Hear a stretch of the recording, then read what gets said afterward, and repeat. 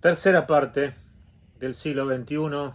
Habíamos visto en las clases 7 y 8, correspondientes a la primera y a la segunda parte de este siglo, una introducción, por llamarlo de algún modo, desde una modalidad más histórica, económica y social, ¿no? Para acceder finalmente a las cuestiones que más le interesan a nuestra materia, obviamente, relacionadas con la comunicación, la cultura, la ideología, la producción de subjetividades, ¿no? Que es lo que vamos a empezar a ver en esta clase. Pero yo tuve que ir demasiado rápido a la hora de dar un panorama, un esbozo de lo que habían sido esos tres momentos o tres oleadas neoliberales en Argentina, la dictadura, los 90 y el macrismo. Y hoy quiero, para iniciar esta clase, porque entiendo que es importantísimo que entendamos lo que nos está pasando hoy, lo que está pasando en la actualidad, que entendamos la dimensión de lo que efectivamente fueron las políticas neoliberales de los anteriores 4 años. Y yo armé una especie de breve, muy breve resumen, pero se los quisiera leer como introducción a las cuestiones que nos van a interesar en las clases subsiguientes. El gobierno de Macri, como ustedes saben, asumió en el mes de diciembre del año 2015, puso en marcha un proceso económico-social de signo completamente inverso al que había venido sucediendo durante los 12 años anteriores. Lo primero que hizo fue cambiar el foco, digamos, del interés económico, político, social, y pasó entonces desde lo que hemos llamado desde el lado de la demanda, ¿no? Rápidamente el consumo interno, a enfocarse obviamente en el costado de la oferta, la oferta, lo que supuestamente los más ricos, los grandes empresarios, los que supuestamente generan trabajo, van a, con sus inversiones van a mover la máquina productiva, supuestamente.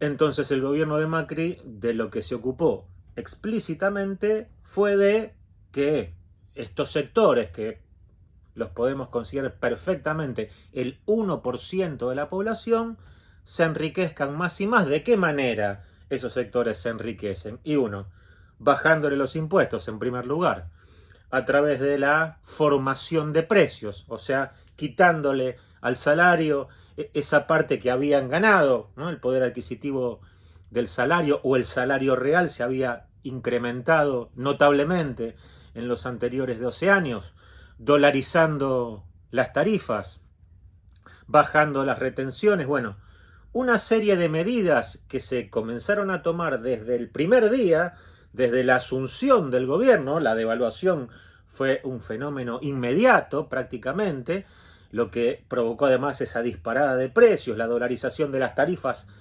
también, y eso efectivamente produjo una transferencia de recursos desde nuestros bolsillos hacia el bolsillo del 1% de la población. Para que se entienda aún mejor, ¿cuál es ese 1% de la población? Los banqueros, los financistas, los pools de siembra, los gerentes de empresas energéticas, petroleras. Bueno, ese sector, los empresarios amigos, obviamente, los grandes industriales, exportadores, obviamente toda la economía vinculada al mercado externo. Bueno, eso que podríamos, exagerando, considerar el 1% de la población, ganó una fortuna,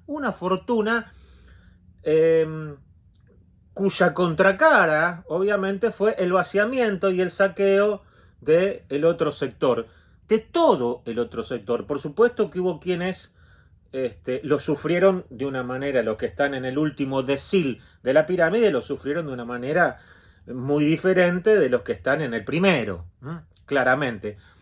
Pero el 99% de la población durante los 4 años anteriores perdió. Y hubo solo un 1% que vio incrementarse notablemente sus ingresos. Pero como siempre me desvío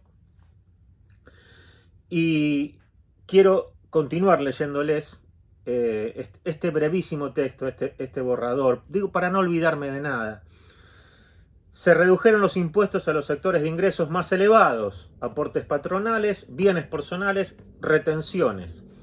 Se dispuso una inédita devaluación del peso que pasó en 4 años de 9,70 pesos a 63 pesos. Hagan ustedes la cuenta respecto a la devaluación. Una medida que beneficiaba tanto a los exportadores como claramente a los especuladores.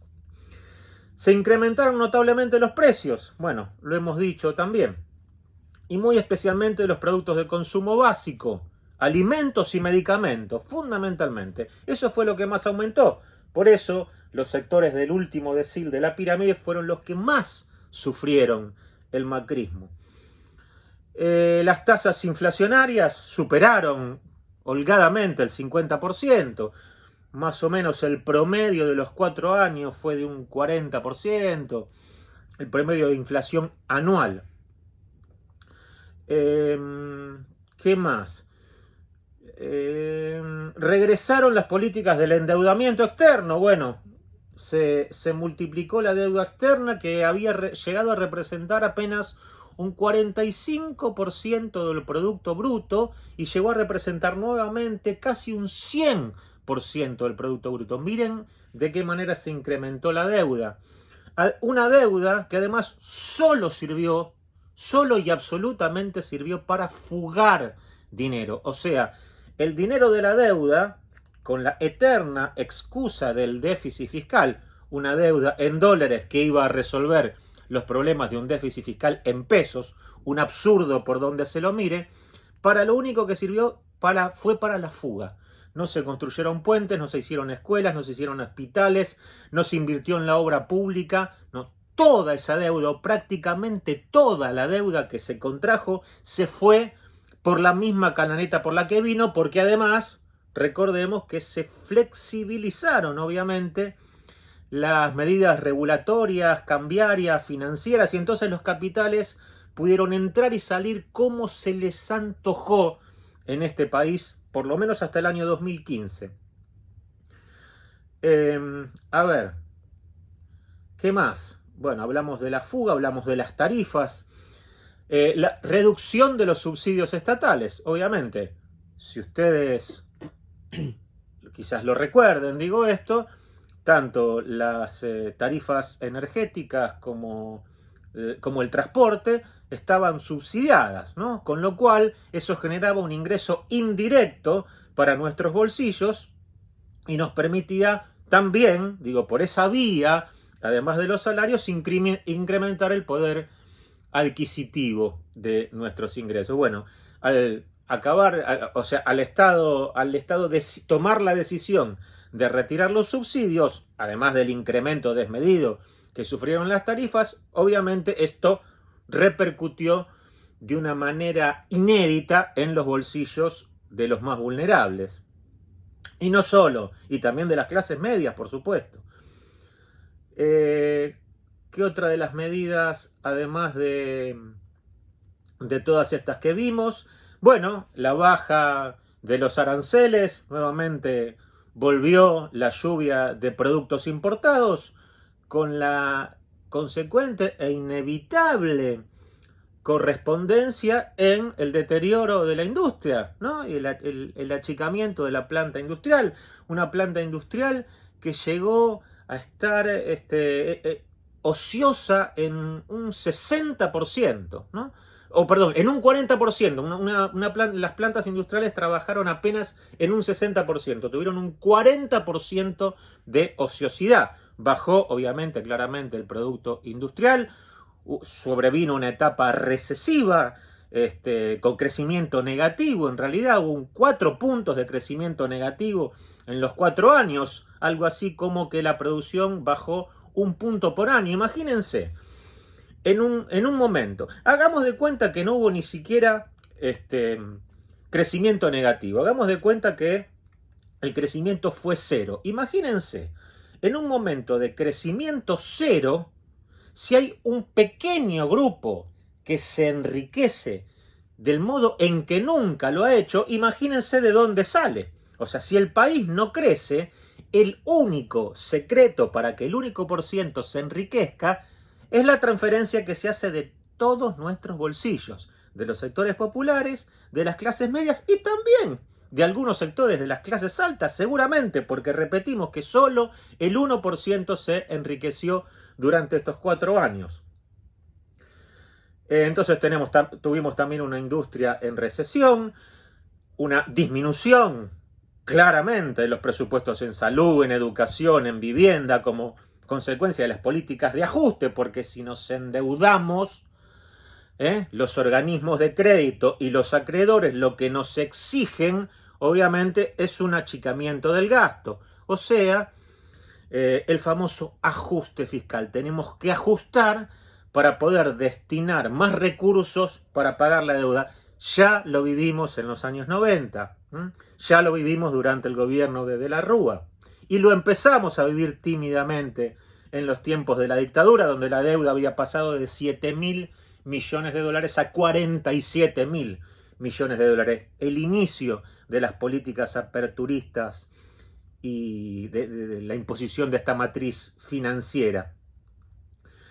Y por lo tanto decíamos, como cada vez que se aplican estas medidas, lo que crece es el desempleo, la pobreza, la desigualdad, obviamente el cierre de empresas, de industrias, la recesión, el ajuste fiscal, el achicamiento del gasto, bueno, muchísimas otras etcétera. Por eso les digo simplemente que este es un brevísimo resumen. Y ahora bien, y esto creo que lo mencioné la clase pasada, pero me parece, voy a insistir con esto porque me parece el dato más ilustrativo y que define muy claramente a estos 4 años de macrismo, y es que en esos 4 años los únicos consumos que se incrementaron fueron los de los productos de alta gama, ¿no? Muy especialmente de los autos, de las 4x4, ¿no? De todo aquello que utilizan los sectores exportadores, al mismo tiempo que se disminuía hasta un 20% el consumo de carne y de leche. Eso me parece que es lo que mejor grafica lo que pasó en estos tiempos. Resumo entonces: endeudamiento, inflación, tarifas siderales, políticas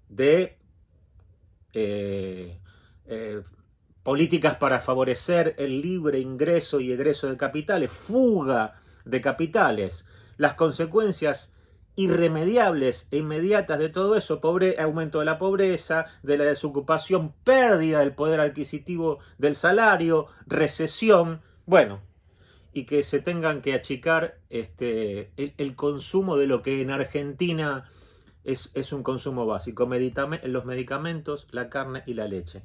Esto nos pasó en estos 4 años, esto y muchísimas otras cosas, muchísimas otras cosas más. Se redujo el presupuesto en ciencia y tecnología, volvieron a irse muchos de los científicos que habían regresado durante el gobierno anterior. Bueno, muchísimas otras vergüenzas que el tiempo que necesitamos para desarrollar esta clase no nos permite. Hasta aquí esta brevísima introducción, simplemente para ponernos a tono, ¿no?, respecto de esos 4 años nefastos de políticas neoliberales en Argentina. Tercera gran oleada, dramática, violenta, no gradual, como algunos sostuvieron. Pero bien, lo que sugerimos desde que estamos hablando de este siglo XXI, del neoliberalismo, es que hay muchísimos aspectos, muchísimos para estudiar toda la complejidad que tienen estos dispositivos, ¿no? El neoliberalismo no es una teoría económica, no es una teoría económica, o no es simplemente eso, claro que también lo es, pero no puede ser considerado meramente eso, no es un fenómeno histórico, no es una teoría social, no es una... no es un momento histórico, creo que me estoy repitiendo, pero ¿qué quiero decir con esto? Que hay una enorme complejidad que solamente podemos estar a la altura de esa complejidad si nos detenemos en algunos de los aspectos que, por lo menos a mi criterio y en este desarrollo, me parecen los más interesantes. El primero, y en el que vamos a profundizar hoy simplemente y casi exclusivamente en ese, es en lo que podemos pensar como el pasaje de las sociedades disciplinarias a las sociedades de control, o si ustedes quieren más precisamente el pasaje del siglo XX al siglo XXI. Vimos en otra oportunidad la gran crisis del capitalismo en los años 70, ese quiebre de los estados de bienestar, ese cambio de la matriz productiva por una matriz financiera, ¿no? Y por lo tanto, esto que Michel Foucault llamaba las sociedades disciplinarias, ¿no? Sociedades en que los controles ocurrían en los lugares de encierro, en las escuelas, en las fábricas, en los talleres, en el ejército, en los conventos, ¿no? Y allí entonces los ejercicios disciplinarios, las rutinas, las prácticas, las recetas, ¿no? Hacían de nuestros cuerpos dóciles y útiles. Bueno, todo eso, ¿no? Se vio trastocado a partir del momento mismo en que se produce este cambio en la dinámica productiva o este cambio en la matriz productiva, o por qué no llamarlo improductiva, porque es lo que se impone desde los años 70, es la apertura comercial, el capitalismo financiero, los servicios, las comunicaciones, ¿no? Eso ocupa el lugar de la centralidad. A ese pasaje, Gilles Deleuze, un compatriota compañero de Foucault, lo llama sociedades de control. O sea, el control social deja de hacerse sobre los cuerpos y las poblaciones y digamos, los dispositivos de control pasan a ser mucho más sutiles. Tanto más sutiles cuanto más eficaces y viceversa. Les quiero también leer de manera muy breve esto que Deleuze y Byung-Chul Han, acá ya sí comenzamos con los textos propiamente dichos y con esas lecturas, la manera en que ellos describen ese pasaje del mundo productivo, industrial, moderno, por qué no llamarlo así, a este mundo neoliberal, posmoderno, empresarial, del autocontrol. Pero se los voy a leer también porque no me quiero olvidar de nada. Ellos dicen, la fábrica taller, la fábrica, se fue convirtiendo en empresa. Las máquinas energéticas fueron reemplazadas por ordenadores, por esta PC que tengo acá, o esta notebook, mejor dicho. La evaluación y el examen devinieron control permanente y formación continua. Quizás a alguno o alguna de ustedes les suene esto de la formación continua. El dinero se hizo virtual, la tarjeta de crédito, las transacciones financieras, la bolsa de Wall Street. Las solidaridades sindicales se transformaron en egoísmos individuales o méritos personales. La cooperación, los mecanismos de cooperación, se dieron lugar a la competencia. La lucha de clases, ¿no?, de la sociedad industrial moderna, muy especialmente en tiempos de la gran revolución industrial europea, mutó en una pelea interna de cada uno consigo mismo. Los revolucionarios de otro tiempo pasaron a ser los depresivos de hoy. La explotación del capital pasó a ser autoexplotación. Somos nosotros ahora sujetos de rendimiento explotándonos a nosotros mismos. La productividad se convirtió en rendimiento. La resistencia en autorresponsabilización. Y en algunos casos en autoagresión. Los individuos se volvieron, como dice Deleuze, individuales, ¿no? Ya no una integridad, ya no una singularidad como en tiempos modernos, sino pequeños fragmentos, ¿no? Estamos hechos, ya no somos un individuo, ya no somos un ser singular, ya no somos una conciencia que piensa, por decirlo de alguna manera, o una sensibilidad sintiente, sino somos una extraña no conexión de fragmentos que se juxtaponen. Eso es lo que Deleuze llama lo individual, lo fragmentario, lo que se descompone en múltiples partículas y no es capaz de generar con eso una unidad, una identidad, una integración, una singularidad. La sensación de libertad que el sujeto vivía como la ausencia de coacciones exteriores, ¿no? Históricamente hemos vivido y pensado la libertad como la ausencia de coacciones, somos libres en tanto no nos coaccionan, se transformó en una opresiva coacción interna, urgida por las exigencias del goce y el rendimiento ilimitados. Digamos, la represión externa o la coacción externa pasó a estar ahora en nuestra psiquis. Nosotros somos los que mediante esas autoexigencias nos sentimos culpables y responsables por nuestro destino. No hay un Estado, si ustedes quieren, no hay un gobierno, no hay nada, no hay ninguna instancia, ninguna institución que pudiera hacerse cargo de nuestra desgracia, ¿no? Sino que si efectivamente fracasamos, si no tenemos éxito en una sociedad en la que además el éxito está reservado, como veíamos recién, para el 1% de la población, entonces nos sentimos nosotros los responsables de nuestro fracaso. Para decirlo de otro modo, vivimos como libertad, ¿no? El emprendimiento, la meritocracia, el sujeto del rendimiento, el mandato del goce. Vivimos como libertad, como si eso fuera libertad, lo que en realidad es nuestro sometimiento y nuestra servidumbre. Esa es una de las grandes transformaciones del neoliberalismo, ¿no? La idea de libertad, ¿no? Una libertad que increíblemente se vive como tal, aún tratándose de una servidumbre interna, de una coacción interna, ¿no?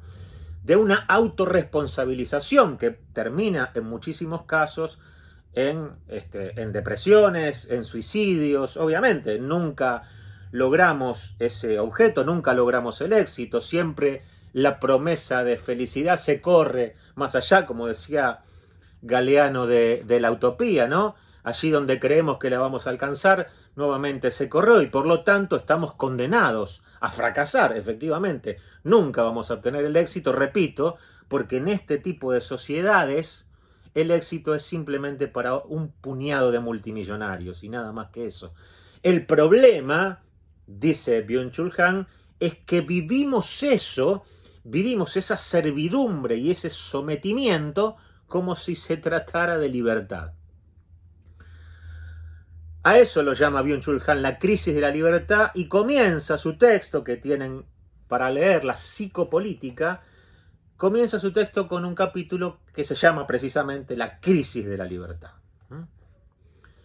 Claro que este modo de pensar y de vivir la libertad está íntimamente relacionado con toda esa maquinaria y con todos esos dispositivos que el neoliberalismo ha ido aceitando para producir ese tipo de subjetividades, ¿no?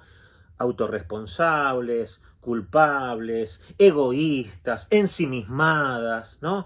Que ven al otro como un competidor y no como un compañero. Bueno, esas son las subjetividades que ha formado y continúa formando los dispositivos del neoliberalismo. Esta que llama Byung-Chul Han también la generación de emociones positivas, ¿no? Dice en alguna parte del texto, muy lejos de negar la libertad, el neoliberalismo no niega la libertad, no la coacciona, no la violenta, no la impide, sino que la explota a su favor. Le ofrece un menú de ofertas al individuo, al sujeto, si ustedes quieren, le ofrece un menú de ofertas a elección y lo presenta como una libre decisión. Servimos a ese poder cuando entregamos nuestros datos, cuando consumimos, cuando nos comunicamos, y esto sí que me pareció lo más interesante, cuando hacemos clic en el botón me gusta. Ahí es cuando somos más que nunca los cómplices de este sistema. Por eso, dice este autor, y me quedo con esta frase, el neoliberalismo es el capitalismo del me gusta. Todas estas cosas que hacemos, consumimos, entregamos datos, nos comunicamos, utilizamos las redes sociales, etcétera, etcétera, lo hacemos convencidos de que ese espacio de la absoluta transparencia, de la absoluta exhibición y de la absoluta entrega es un espacio de libertad. Sin embargo, nunca como ahora estamos siendo absolutamente controlados. El Big Data y la cultura del algoritmo en realidad no hacen más que dar cuenta de que somos títeres, marionetas útiles de estas modalidades de consumo. No solamente del consumo de mercancías, sino del consumo de mensajes políticos, ¿no? A cada cual efectivamente se les va a ofrecer lo que cada quien quiere escuchar, lo que cada quien desea realizar. Muy bien, por lo tanto, este sujeto del rendimiento o este empresario de sí mismo que vive esa situación como si se tratara de la libertad, se autoexplota de una manera absolutamente apasionada. Actúa de modo tal que reproduce por sí mismo, mediante sus conductas, sus preferencias, sus opiniones, sus pensamientos, sus percepciones y sus emociones, un entramado de dominación que paradójicamente es vivido como libertad. Es el fin de la voluntad libre, dice Han. Es el fin del sujeto autónomo de la modernidad, que ahora se vuelve controlable, descifrable, predecible, cuantificable. Y sin embargo, y aquí dice el autor, digamos, en esta idea, él entiende que está el triunfo más contundente de estos dispositivos, vive su emprendimiento, su rendimiento, su culpa y su entrega como la más absoluta libertad. Dice Deleuze que este es un tiempo, que hay dos grandes íconos de este tiempo, que son el surf y la serpiente. El surf, el deporte, y la serpiente, ¿no? ¿Por qué el surf y la serpiente vendrían a ser los íconos de este tiempo? Bueno, porque son los que dan cuenta de esos movimientos ondulatorios donde lo que hacemos es algo así como mantenernos en la cresta de la ola, ir hacia donde las olas nos lleven, prácticamente no tener ningún anclaje en la tierra, ¿no? Vivir en un mundo y en un espacio desterritorializado, sin anclaje, sin leyes simbólicas, y por lo tanto el surf, la cresta de la ola, ese viaje en la cresta de la ola, y la serpiente con sus movimientos ondulantes se convierten, según Deleuze, un texto de los años 90, se convierten en los íconos de este tiempo.